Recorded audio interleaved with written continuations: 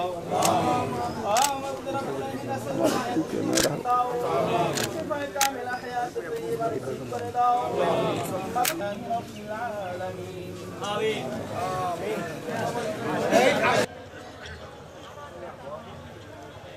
সহ আমরা এবং এলাকাবাসী ইতিমধ্যে শহীদের খবরটি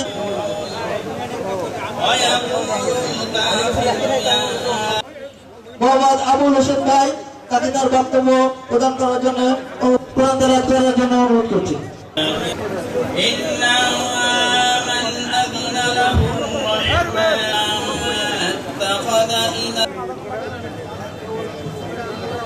আপনাদের মাঝে বক্তব্য।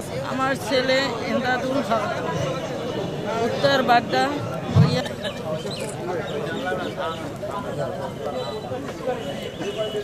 আমি ধন্যবাদ জানাই জনগণের শাসন, জনগণের ক্ষমতা জনগণের কাছে ফিরিয়ে দেওয়া, আর সেই জায়গাটি নিশ্চিত করতে হবে।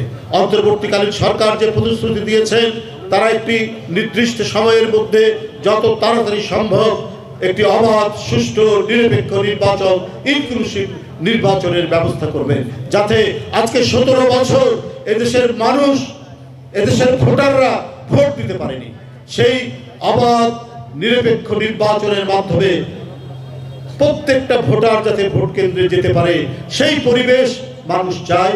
সেই পরিবেশ নিশ্চিত করবে অন্তর্বর্তীকালীন সরকার। তার জন্য প্রয়োজনীয় যা যা ব্যবস্থা করা দরকার সেটা করবে, সংস্কার সেটা করবে। কিন্তু এটা যদি বারবার প্রলম্বিত হয়, এটা যদি দীর্ঘক্ষণ কালক্ষেপণ হয়, তাহলে কিন্তু আবার মানুষের মধ্যে নতুন নতুন প্রশ্ন দেখা দেবে। সুতরাং যে কথাটি আমরা বারবার বলে এসেছি, এই আন্দোলন তো 1 মাস 1.5 মাসের না। গণতন্ত্র ফেরানোর জন্য, শেখ হাসিনাকে প্রতিহত করার জন্য প্রায় 16 বছর এদেশের মানুষ রক্ত ঝরিয়েছে, এদেশের মানুষ নিজের জীবন দিয়েছে, এদেশের মানুষ নানাভাবে ক্ষতিগ্রস্ত হয়েছে। আপনারা দেখছেন অনুসন্ধান নিউজ 24 টিভি।